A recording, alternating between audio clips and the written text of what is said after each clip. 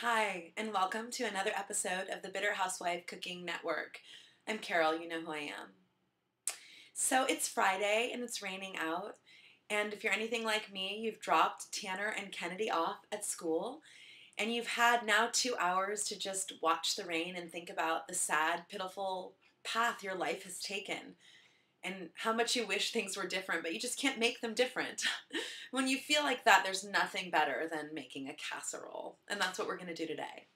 So, as you know, the first ingredient in any recipe on the Bitter Housewife Cooking Network is resentment, of course, but you don't need to add that. It's living in your heart.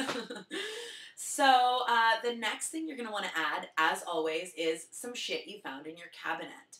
So today I just basically reached my drunk hand into the cabinet and grabbed a few things, and we came up with some real winners. The first is enchilada sauce, okay, which will add a kick to whatever you're making. The next is canned pumpkin. I'm fairly sure it's expired, but I'm sure once we bake it, it won't matter. Then you have olives, garbanzo beans, and a favorite of the show, mayonnaise.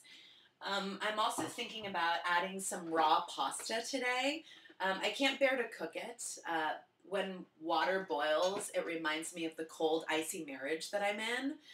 Also, the movement of the boiling water reminds me of how stagnant and sad my life has become.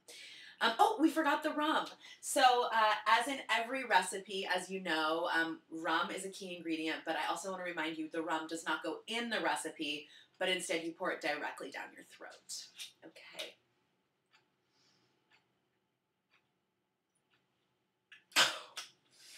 That's a good casserole. Okay, so you're going to mix all the ingredients together, and then you're going to spread it in a pan. It really doesn't matter what kind of pan. Doesn't really even matter if you make the casserole or not.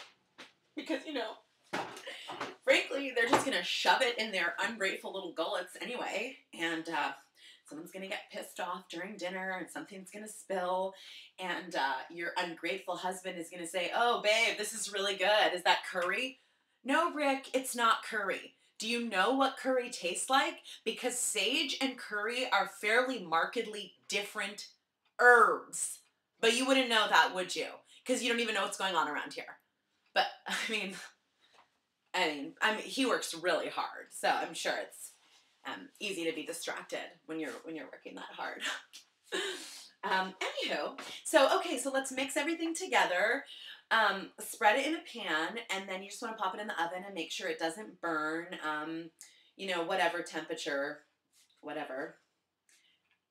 And then make sure it's ready when he gets home after his hour-and-a-half shower. So you've just been sitting around doing nothing, right? Right? Isn't that right? Anyway, this has been another episode of Bitter Housewife Cooking Network. I wish I had more time, but someone's coming to fix our washing machine in half an hour, so I need to shave my legs.